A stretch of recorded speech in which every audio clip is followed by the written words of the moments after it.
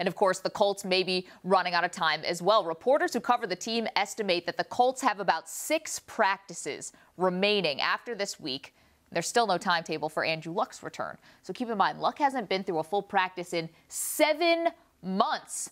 But Robin, considering where the Colts are and their lack of expectations, is this a bigger story in reality or for the fantasy football owners out there? Short term, it's a bigger deal in fantasy because it will affect Andrew Luck's draft status. As far as reality, I do think there is something there because this is a guy who came in as a bit of a prodigy, right? He was supposed to be the next great quarterback, and he has been great at times. He hasn't exactly been protected by his offensive line. But anyone who misses that amount of time in this sport, when you can risk re-injury and he is still being held out, there has to be a little bit of a concern about his long-term health. And I think that overtakes any sort of minor fantasy draft ramifications, whether Bob from The Office takes Andrew Luck in the 4th round or the 5th round, if there is any concern about the prolonged health of Luck and the length of his NFL career. I think this is only a fantasy story because that's the only realm right now where Andrew Luck's health to me makes any difference, because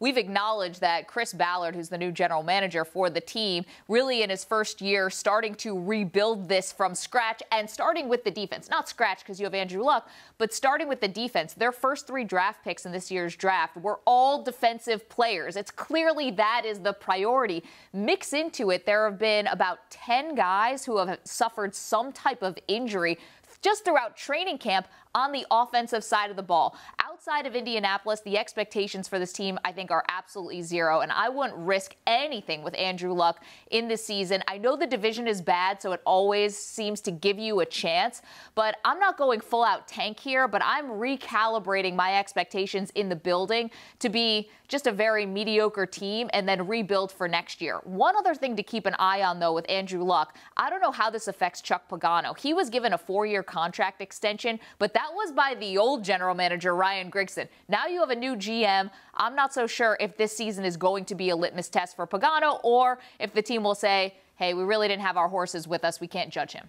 He has a built-in excuse that you just mentioned. I still think he's on the hot seat, but you're right. I mean, remember, the Colts were a team that was on the come-up. They were talked about the next team to maybe ascend to elite level, and that talk is gone.